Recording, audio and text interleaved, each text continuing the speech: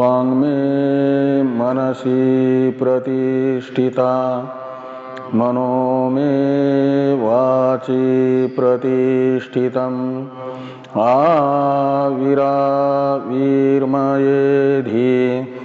वेदस्य मानिस्थ श्रुतं मे मा प्रहसि रनेनाधीतेन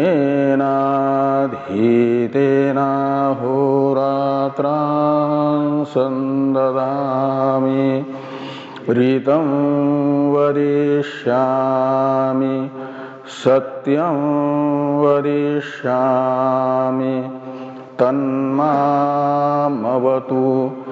तद्वक्तारमवतु अवतु माम् अवतु वक्तारम् अवतु वक्तारम्।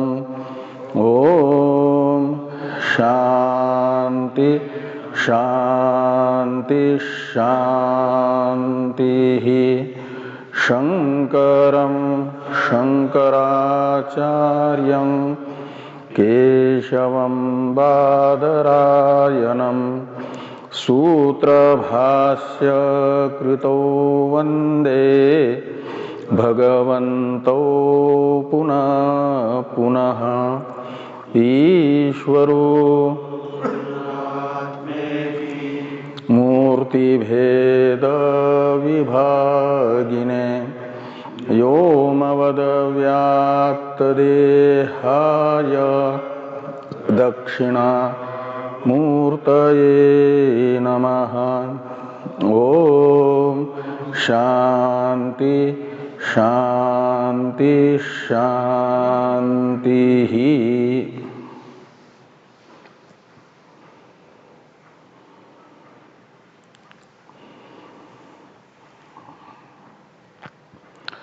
ऋग्वेदीय ऐत्रेय उपनिषद के तृतीय अध्याय के प्रथम खंड की तृतीय कंडिका के अंतिम वाक्य के व्याख्यान रूप भाष्य का विचार हम लोग कर रहे हैं।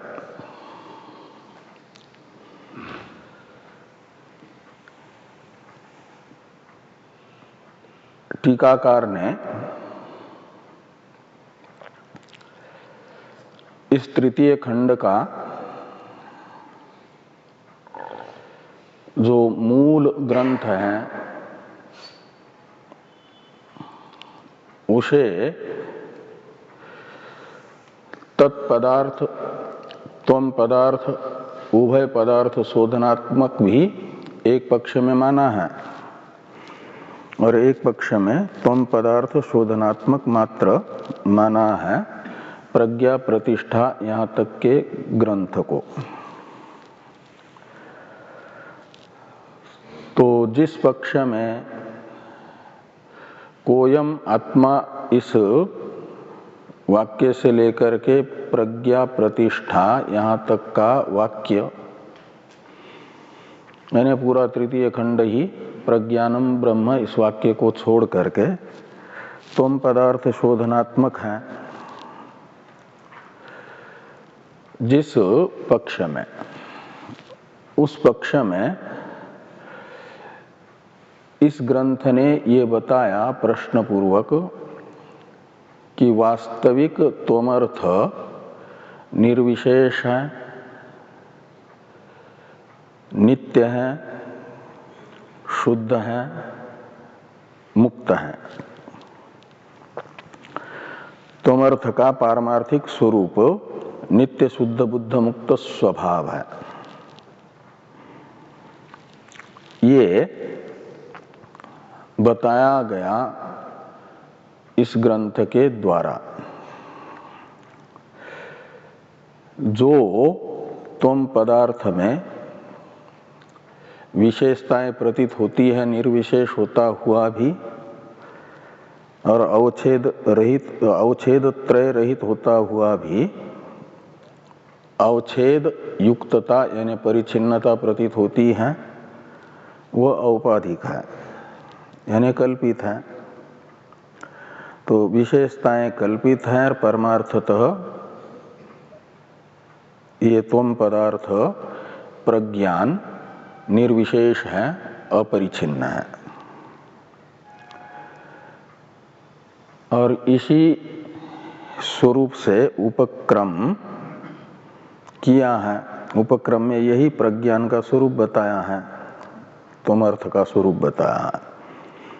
आत्मा वा इदम एक एव अग्र आसीत नान्यत किंचन मिशत इत्यादि उपक्रम वाक्य ये बता रहा है कि त्वमर्थ ही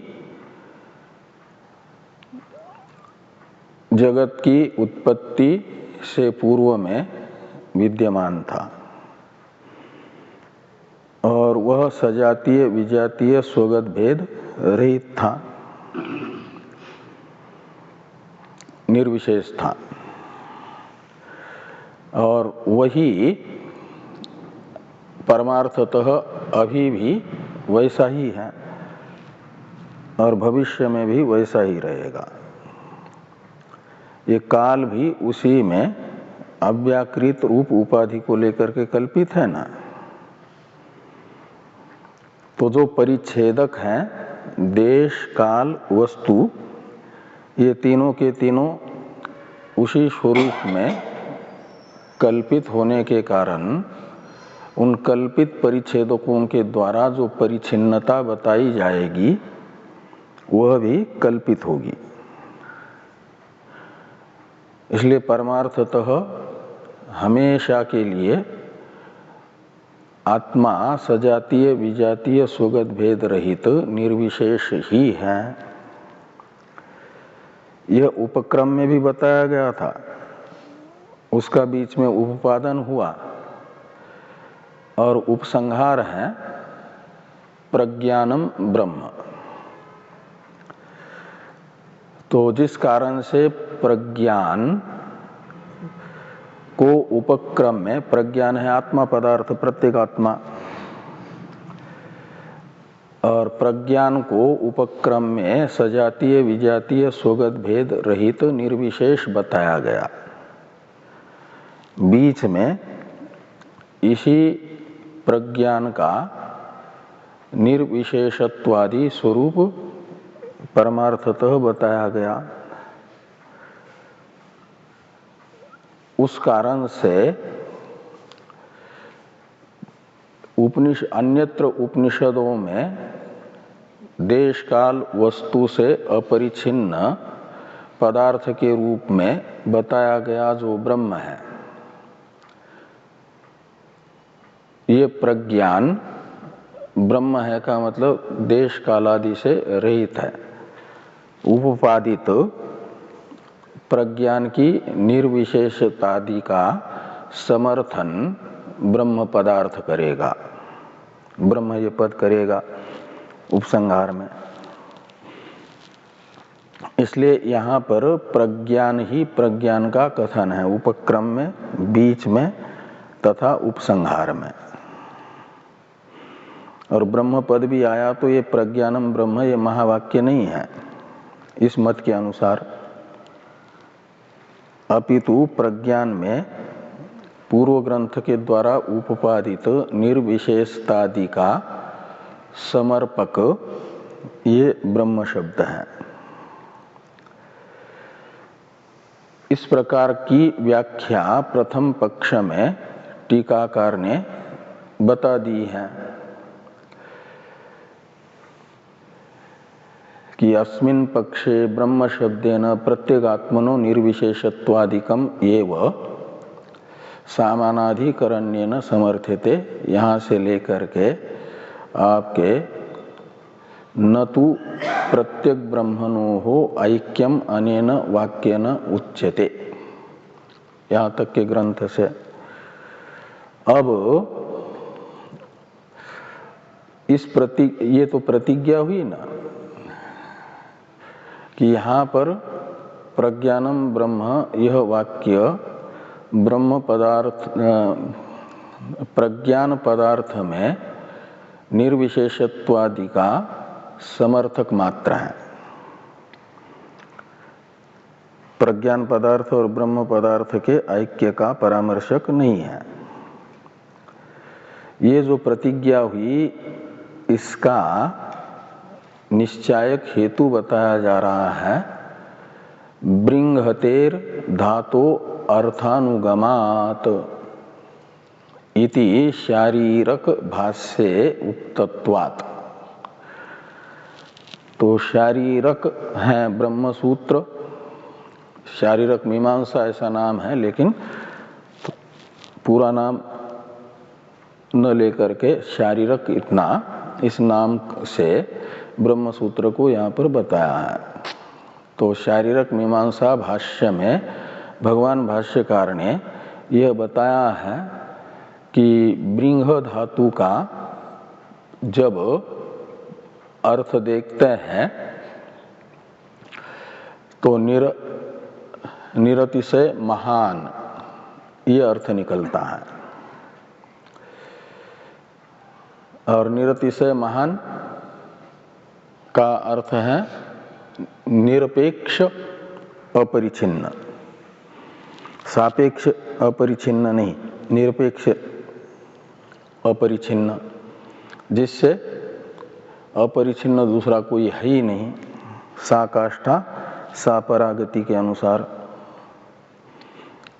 न तो प्रत्यक ने ये क्या नाम भाष्य उक्तत्वात् न तो प्रत्यक ब्रह्मणो ऐक्यम अनेन, ये तो हो गया था। अच्छा, अब आगे है उच्यते, इसके बाद में आत्मा वा इदम एक एव अग्र आसीत इति आत्मा द्वितीयत्वेनैव उपक्रमात्।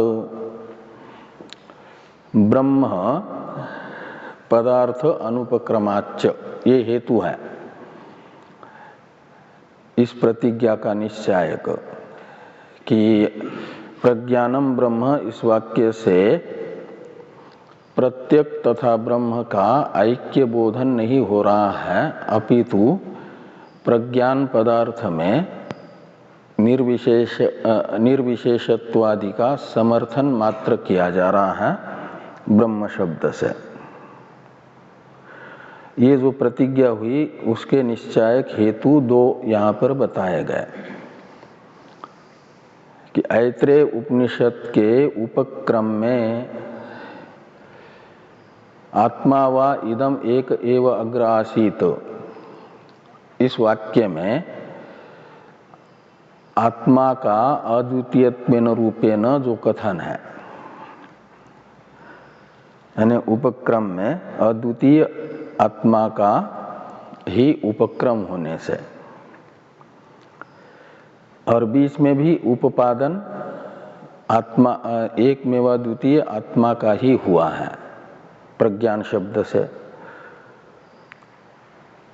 और ब्रह्म पदार्थ अनुपक्रमाच्च।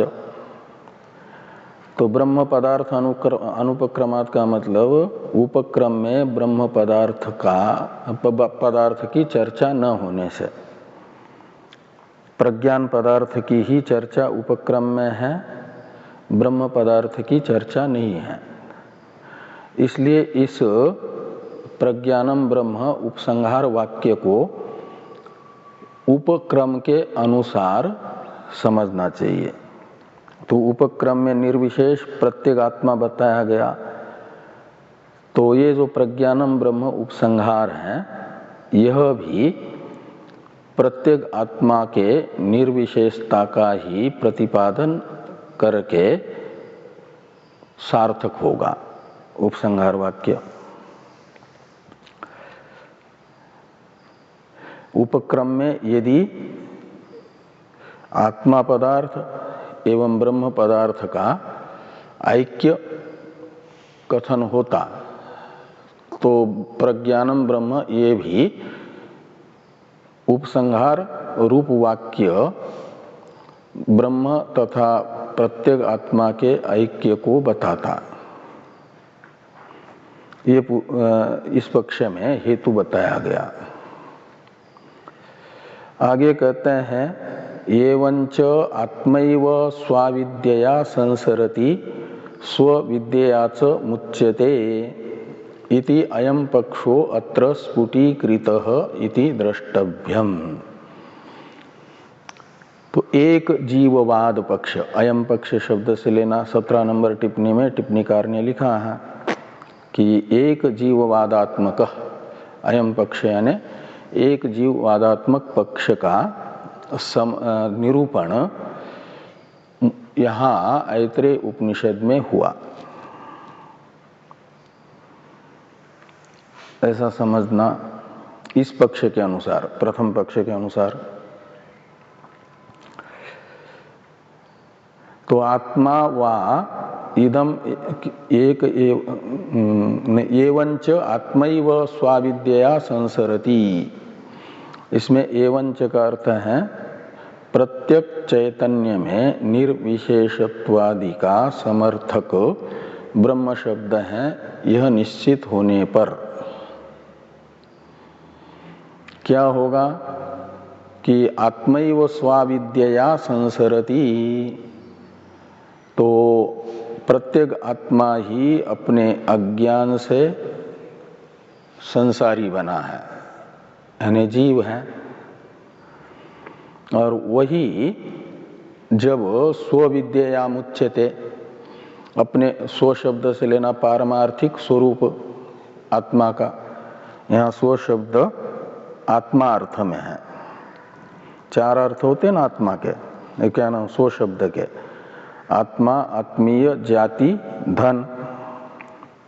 तो यहाँ पर आत्मा अर्थ है स्व शब्द का, दोनों स्व शब्द का। 2 बार स्व शब्द आया, स्वाविद्यया और स्वविद्यया। स्वाविद्या है आत्मा का अज्ञान, अविद्या शब्द का अर्थ है अज्ञान। और आत्मा शब्द से लेना आत्मा वा इदम एक एव अग्रासित, ये जो उपक्रम में बताया गया सजातीय विजातीय भेद रहित अद्वितीय आत्मस्वरूप का परामर्शक रहेगा स्वाविद्याय में स्व शब्द। तो अपने ही पारमार्थिक स्वरूप के अज्ञान से ये आत्मा जीव बना है, और स्व अविद्यया मुच्यते, और जब अपने पारमार्थिक स्वरूप का उसे बोध होता है तो मुक्त हो जाता है। इसलिए सारा जगत जो है ना,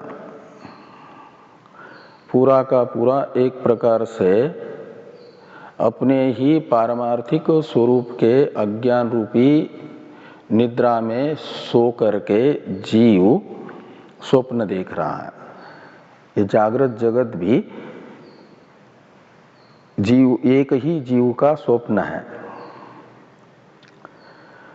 तो जैसे हम व्यवहार अवस्था में सो जाते हैं और स्वप्न जगत का निर्माण होता है, तो वहाँ पर हम ही हम है ना, हमारा ही विवर्त स्वप्न जगत है।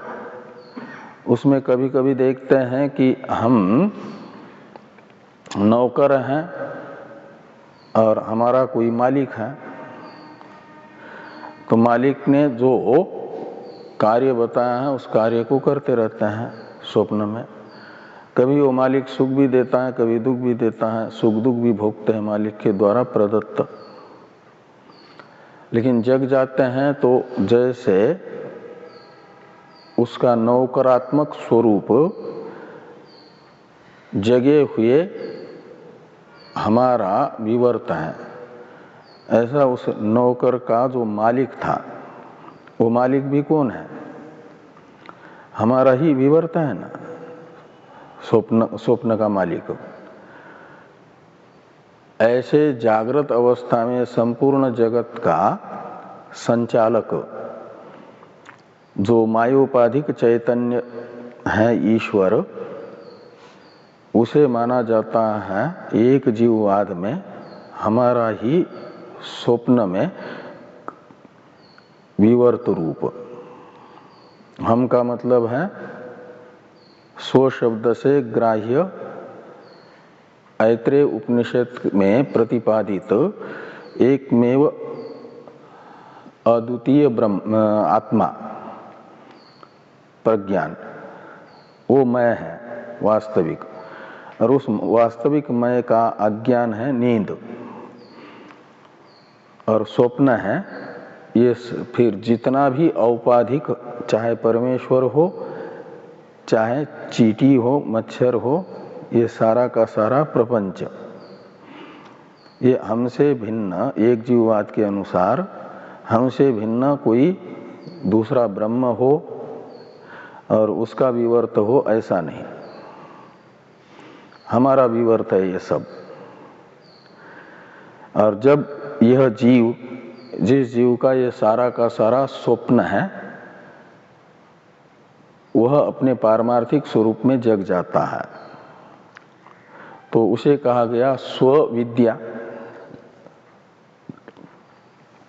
पारमार्थिक स्वरूप में जागरण है, पारमार्थिक स्वरूप का बोध, वो स्वविद्या हो गई, और उससे स्वप्न बाधित होगा। जैसे हमारे अपने जागृत स्वरूप के ज्ञान से स्वप्न जगत बाधित होता है, ऐसे हमारे ही पारमार्थिक स्वरूप के बोध से ये सारा प्रपंच बाधित हो जाएगा, नियम नियामक रूप प्रपंच। इस अभिप्राय से यहाँ पर ये कहा गया कि आत्मैव स्व अविद्यया संसरति स्व विद्यया च मुच्यते इति अयम पक्ष, यानी एक जीववाद पक्ष अत्र स्फुटीकृतः इति द्रष्टव्यम, ये समझना। तो इस पक्ष में साधना करने वाला साधक अपने को ही एक मुख्य जीव समझेगा और अपना ही ये सारा जागृत प्रपंच स्वप्न की तरह स्वप्न है, ऐसा समझ करके स्वप्न के, जागृत जगत के मिथ्यात्व का चिंतन और अपने स्व शब्द से परिलक्षित पारमार्थिक स्वरूप का मय के रूप में अनुसंधान करते करते जब पारमार्थिक स्वरूप में प्रतिष्ठित होगा, तो ये सारा शास्त्र शासक जगत बाधित होगा उसके लिए, वो मुक्त हो गया। फिर तो इति अयम पक्षो अत्र स्फुटीकृतः इति द्रष्टव्यम, ये प्रथम पक्ष के अनुसार व्याख्या हुई। अब यदा तु इमानी च इत्यादि से बताया जा रहा है द्वितीय पक्ष को। द्वितीय पक्ष है ये न वा पश्यति से लेकर के ये ते सर्वे देवा, यहाँ तक का ग्रंथ त्वम पदार्थ शोधनात्मक है, और इमानी च पंचभूतानि, यहाँ से लेकर के प्रज्ञा प्रतिष्ठा, यहाँ तक का ग्रंथ तत्पदार्थ शोधनात्मक है, ऐसा मानते हैं द्वितीय पक्ष में। उस पक्ष के अनुसार बताया जा रहा है कि यदा तु इमानी च पंचभूतानि इति आरभ्य तत्पदार्थ शोधनार्थत्वेन व्याख्यायते, यदा यानी यस्मिन् पक्षे। तो जिस पक्ष में ऐसी व्याख्या की जाती है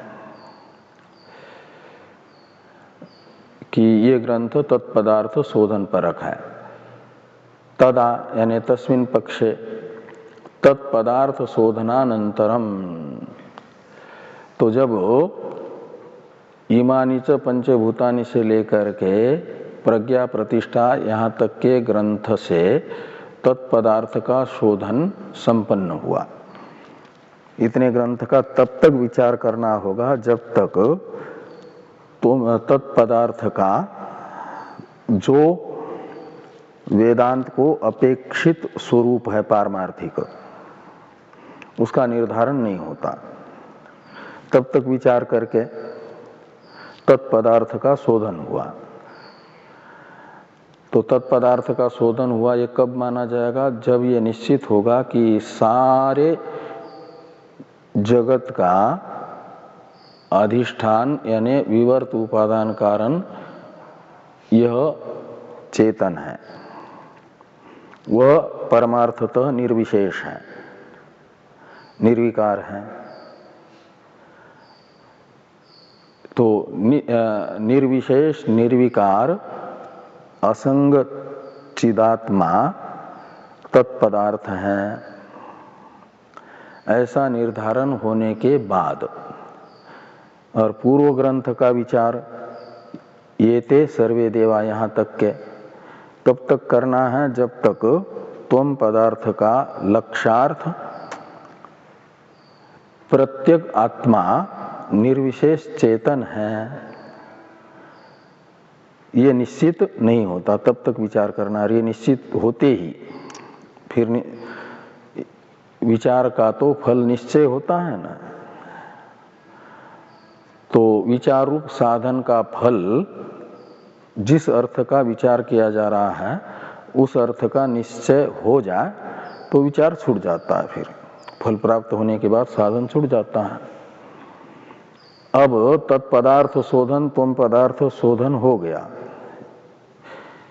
निश्चय हो गया दोनों का निर्विशेष प्रज्ञान के रूप में। अब इस निर्विशेष प्रज्ञान में भेदक उपाधि थी, उस उपाधि मात्र को अलग करके जो निर्विशेष चेतन के रूप में दोनों पदार्थ बुद्धि में उपस्थित हुए, सुनिश्चित हुए, तो इन दोनों का स्वतः ऐक्य ही है, ये दोनों अलग अलग नहीं हैं। इसे बताने वाला ये वाक्य होगा महावाक्य प्रज्ञानम ब्रह्म।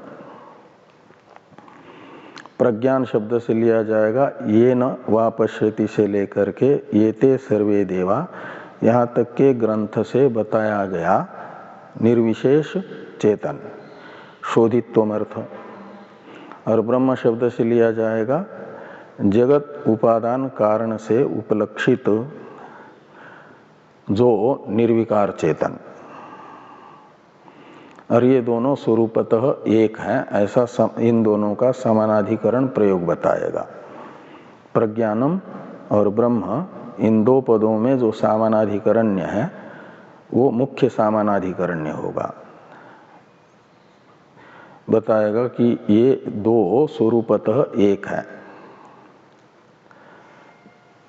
ये महावाक्य हो जाएगा इस पक्ष में। इस अभिप्राय से लिखते हैं कि तत्पदार्थ शोधनानंतरम वाक्यार्थ कथनार्थम, वाक्यार्थ होगा शोधित तोमर्थ के साथ शोधित तदर्थ का ऐक्य, ये वाक्यार्थ है। और इस वाक्यार्थ का कथन करने के लिए प्रज्ञानम ब्रह्म इति वाक्यम, तो प्रज्ञानम ब्रह्म ये महावाक्य हो जाएगा इस द्वितीय पक्ष में। इति व्याख्येयम। अत्र च पक्षे अत्रत्य प्रज्ञान शब्देन प्रज्ञानस्य नामधेयानि इत्यत्रत्येन च प्रज्ञात्मा प्रत्यगात्मा उच्यते।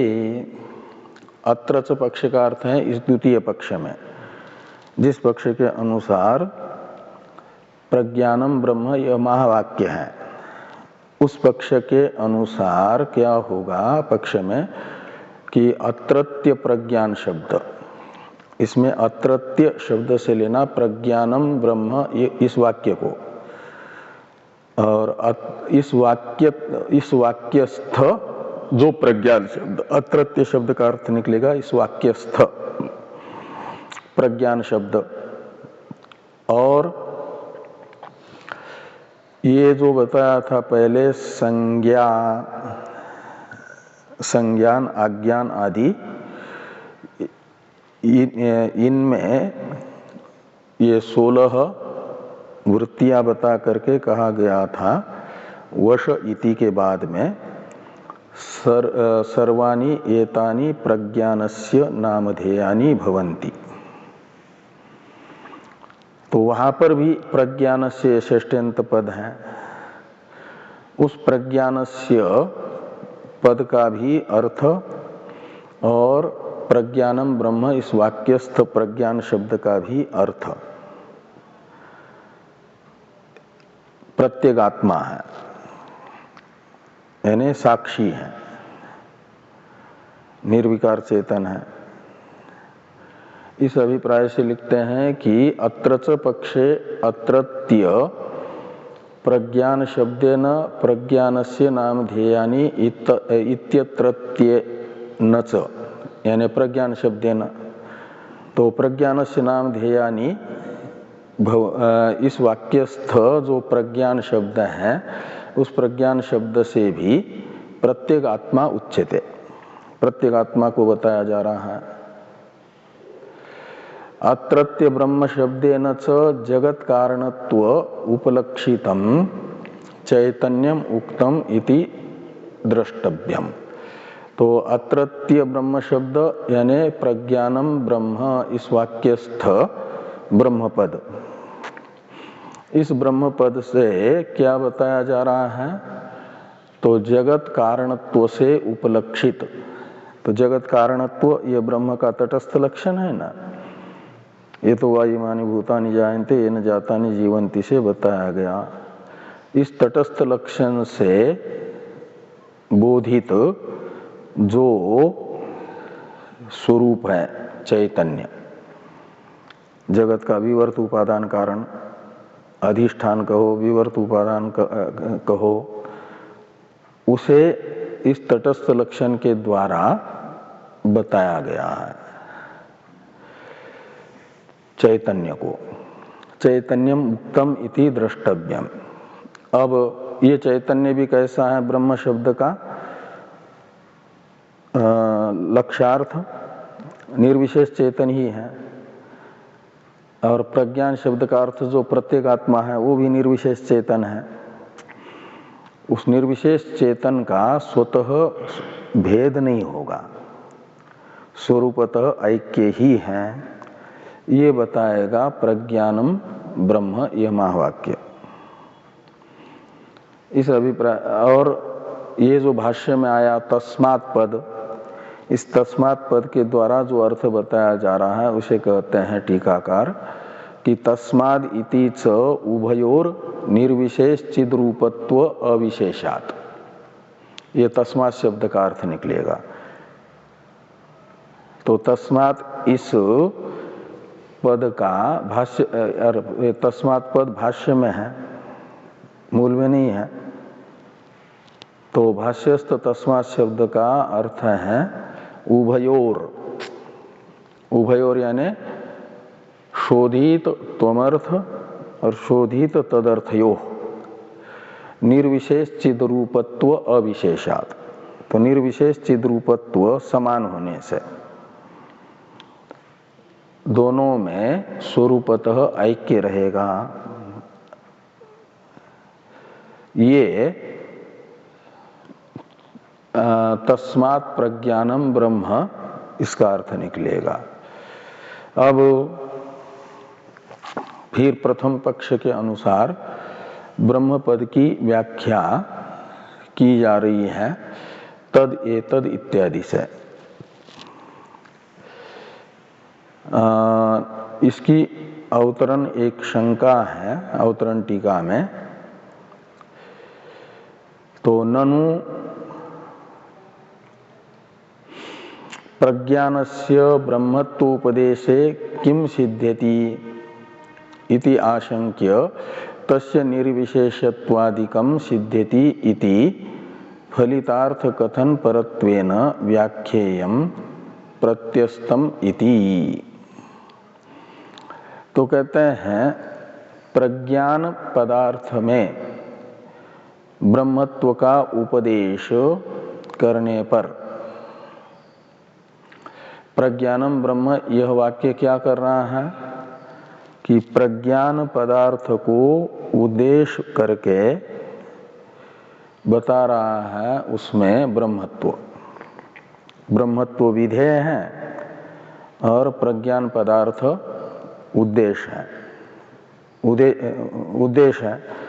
तो प्रज्ञान पदार्थ को उद्देश्य करके जो ब्रह्मत्व का विधान हो रहा है प्रज्ञानम ब्रह्म इस वाक्य से, तो प्रज्ञान पदार्थ में ब्रह्मत्व उपदेश का प्रयोजन क्या है, किम सिद्धेति, यानी क्या फलितार्थ निकलेगा। इस प्रकार की आशंका होने पर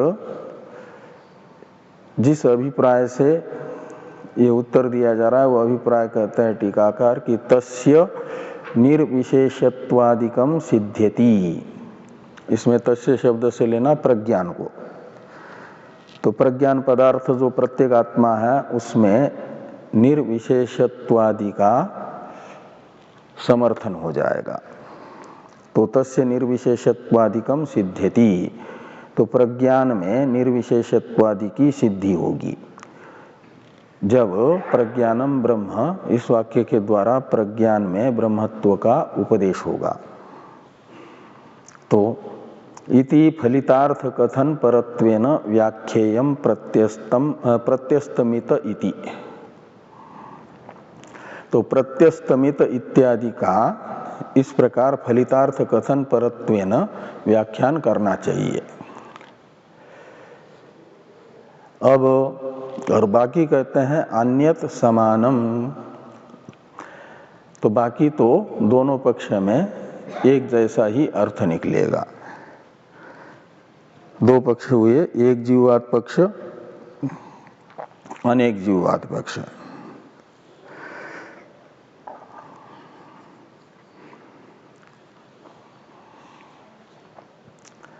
तो उन दोनों पक्ष में बाकी पदों की व्याख्या एक जैसी होगी,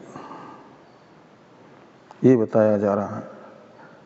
कुछ पूछना है? एक जीवात्मा में ईश्वर नहीं है। हाँ जीव एक ही है। ठीक, ये दोनों का हाँ करने की आवश्यकता नहीं है। वो जो है ईश्वर भी है तो वैसा है, कल्पित है। बाकी जीव भी कल्पित है, और वहाँ एक जीववाद में जीव का अर्थ है, जीव शब्द का लक्ष्यार्थ प्रत्येगात्मा। आत्मा वा इदम एक एव अग्र आसीत, इसमें तो मैं का अर्थ दो होंगे, एक वाच्यार्थ एक लक्ष्यार्थ। तो मैं का लक्ष्यार्थ जो है वही परमार्थ है, और बाकी उसी के अज्ञान से कल्पित व्यावहारिक व्यवस्था है। उसमें कोई वो अपने स्वामी के रूप में ईश्वर की कल्पना करता है, स्वयं की ईश्वर के नियम्य के रूप में कल्पना करता है, अपने नियामक के रूप में ईश्वर की कल्पना करता है। ये सब होगा जैसे स्वप्न में, अपने व्यावहारिक स्वप्न में होता है, ऐसे ही यहाँ परमार्थ दृष्टिया जो जागृत अवस्था स्वप्न है, उस स्वप्न में भी व्यवस्था बनेगी। और जिसके अज्ञान का कार्य ये स्वप्न है वो है प्रत्येगात्मा। वो एक जीववाद में जीव शब्द का लक्ष्यार्थ वो पारमार्थिक है, और ये सोया हुआ है जीव, और ये स्वप्न देख रहा है। जागृत अवस्था बीच में नहीं है।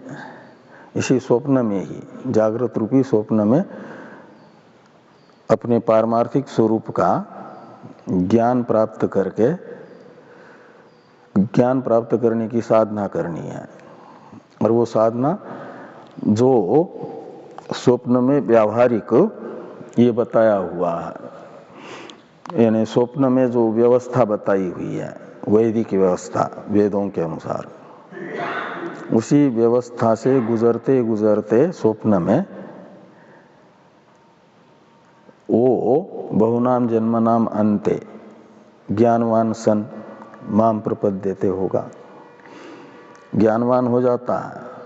और उसके बाद फिर माम शब्द का अर्थभूत जो प्रत्येगात्मा अपना ही वास्तविक स्वरूप है उसे प्राप्त कर लेता है। उसकी प्राप्ति है जानना मात्र, अविद्या की निवृत्ति मात्र। तो अविद्या की निवृत्ति हो जाती है ज्ञान से। ये दोनों समकाल में हो जाते हैं। तो ये कहा गया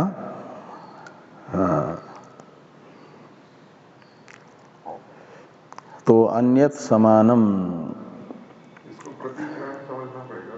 हाँ, प्रत्यस्तमितम इति, ये जो है होना चाहिए था बारीक अक्षरों में, जैसे बाकी प्रतीक है ऐसे यहाँ पर भी ये प्रतीक होना चाहिए। प्रतीक छोटे अक्षर में छपना चाहिए था, लेकिन छपा एक जैसा ही।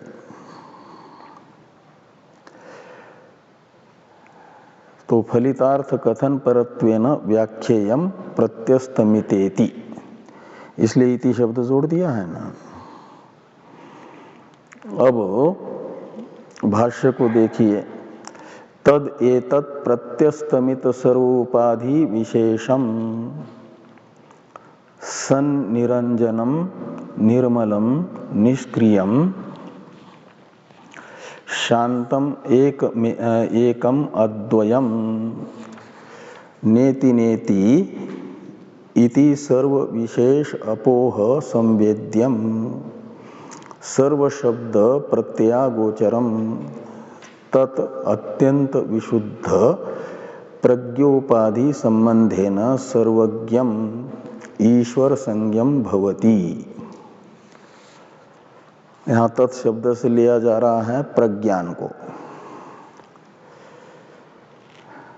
तो ये प्रज्ञान ही ईश्वर संज्ञम भवति, और प्रज्ञान कौन है? प्रत्येगात्मा। तो प्रत्येगात्मा का ही ईश्वर ये नाम हो जाता है। कब? जब वह अत्यंत विशुद्ध प्रज्ञारूप उपाधि वाला हो जाता है।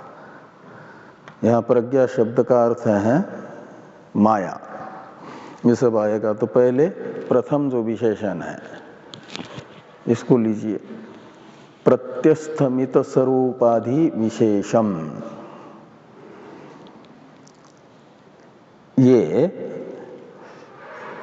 प्रत्यस्थमित ये विशेषण है सर्व उपाधि विशेष का। तो प्रत्यस्थमित का अर्थ होता है अभावंगतः। प्रत्यस्तम शब्द का अर्थ है अभावम। इतः इणगतो धातु का रूप है, कर्तार्थ में क्त प्रत्यय होकर के। तो इतः का अर्थ है गतः, यानी प्राप्त। तो क्या प्राप्त? तो अभावम प्राप्त। तो प्रत्यस्तमित यानी अभावम प्राप्त। कौन अभाव को प्राप्त हुआ है? तो सर्व उपाधि विशेषम। तो सर्व उपाधि विशेष, इसमें भी सर्व शब्द विशेष का ही परामर्शक है।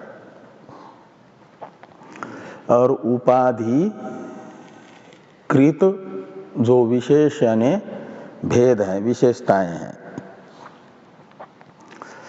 उपाधि है कार्यकरण संघात, प्रत्येगात्मा की उपाधि। और उस कार्यकरण संघात रूप उपाधि के कारण आत्मा में अनेक विशेषताएं आ जाती हैं।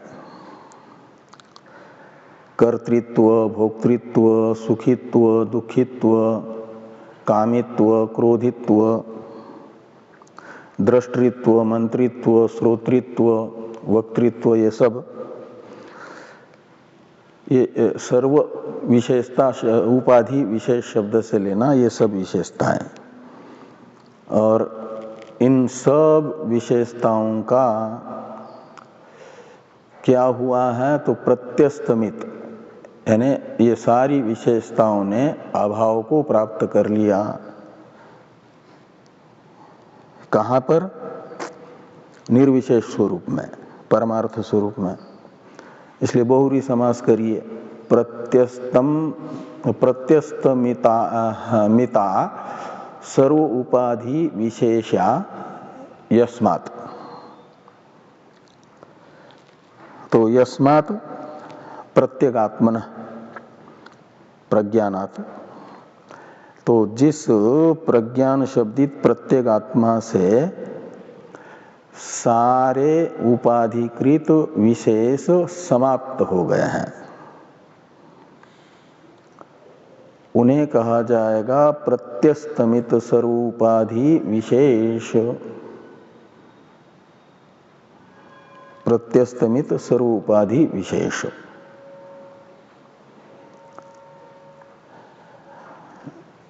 यानी वो हो गया चेतन ब्रह्म, प्रत्येगात्मा एक जीववाद के अनुसार। और आगे है विशेषम सत निरंजनम। तो सत निरंजनम का अर्थ हो जाएगा निर्विशेष। अंजन शब्द का अर्थ होता है उपाधि, विशेषता,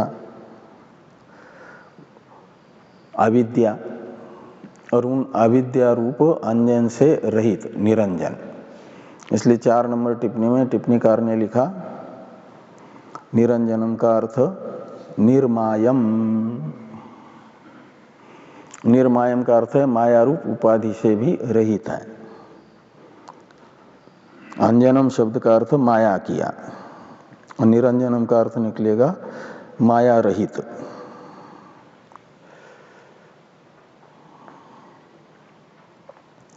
और निर्मलम यानी शुद्ध, निष्क्रियम, जब उपाधि है नहीं तो उपाधिकृत दोष भी उसमें नहीं होंगे, अशुद्धि, और स्वतः भी कोई अशुद्धि नहीं है, इसलिए निर्मल है। और निष्क्रिय है, वो उपाधि के कारण ही व्यापार होते हैं, चेतन में स्वतः कोई व्यापार नहीं है, क्रिया नहीं है। और शांतम, तो शांतम का अर्थ करते हैं पहले उपाधि विशेषम का टीकाकार ने अर्थ किया कि उपाधिकृत कर्तृत्व भोक्तृत्व दुखित्वादि विशेषम इत्यर्थ। तो उपाधि निमित्तक जो कर्तृत्व भोक्तृत्व दुखित्वादि विशेषताएं हैं, ये सारी उपाधि निमित्तक हैं, और वह प्रत्यस्तमित हो गई है जिस स्वरूप से, तुम पद लक्षार्थ से, वो हो जाएगा प्रत्यस्तमित सर्व विशेष। और तस्य पुरुषार्थत्वम आह, शांतम पद का अवतरण है टीका में। तस्य यानी प्रत्येक स्वरूप, प्रत्येक आत्मन। तो ये जो प्रत्येक आत्मा है प्रज्ञान, वही पुरुषार्थ है, यानी मोक्ष है। स्वरूप अवस्था नहीं मोक्ष कहलाता है ना। तो प्रत्येक आत्मा में मैं के रूप में अवस्थित होने का नाम ही मोक्ष है, परम पुरुषार्थ है, फल है। तो इस अभिप्राय से शांतम ये विशेषण है, और शांतम इस विशेषण का अर्थ करते हैं टीकाकार परितृप्तम, यानी परमानंद रूपम इत्यर्थ। और एकम अद्वयम,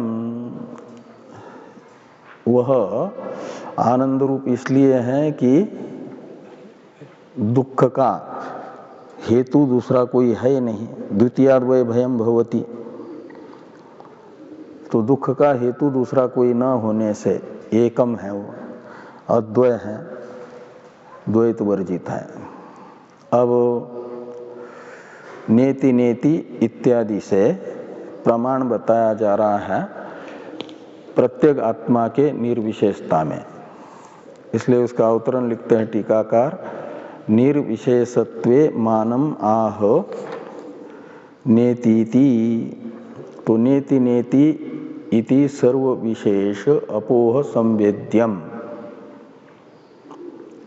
इसमें नेति नेति इत्यादि वाक्य हैं प्रमाण प्रत्येक आत्मा के निर्विशेषता में।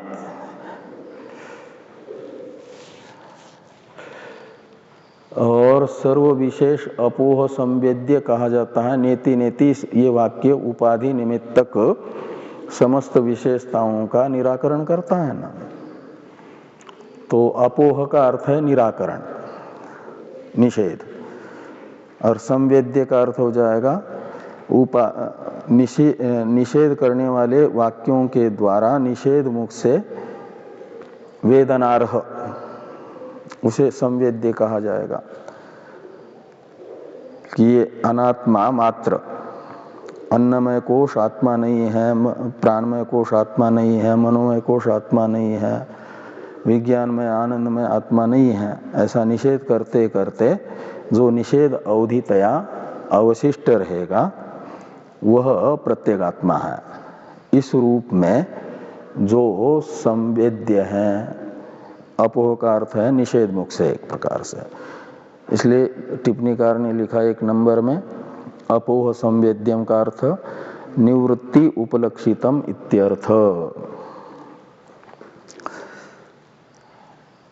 सर्व शब्द प्रत्ययागोचरम का अर्थ कर दिया टीका में टीकाकार ने, यतो वाचो निवर्तन्ते आनंदम ब्रह्मणो विद्वान इति श्रुतिर निर्विशेष आनंदत्वे मानम इत्यर्थ।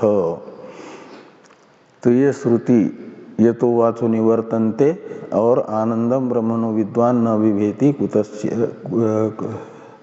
कुतश्चन, ये निर्विशेष ब्रह्म आनंद स्वरूप है, निरतिशय आनंद स्वरूप है, इसमें प्रमाण होगी प्रत्येक आत्मा के निर्विशेष आनंद रूपता में। तो सर्व शब्द प्रत्ययागोचरम, इसको बताने वाली श्रुति हुई यतो वाचो निवर्तन्ते, और तद अत्यंत विशुद्ध प्रज्ञोपाधि संबंधेन सर्वज्ञम ईश्वरम ईश्वर संज्ञम भवति।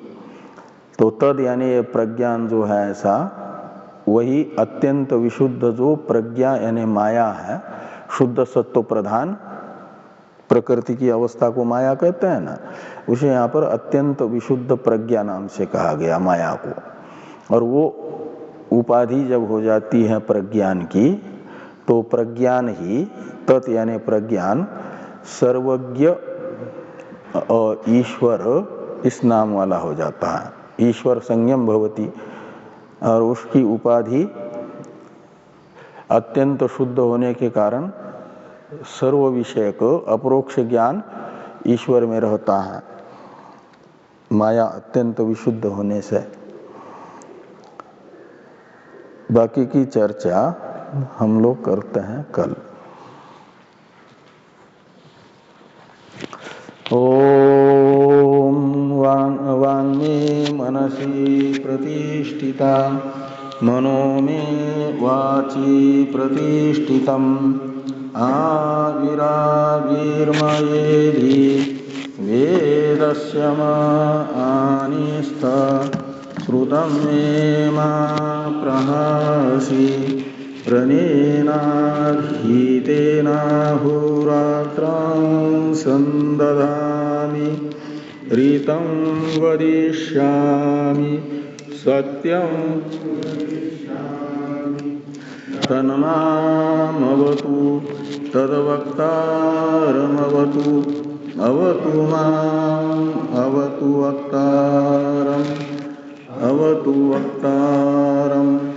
ओम शांति शांति शांति।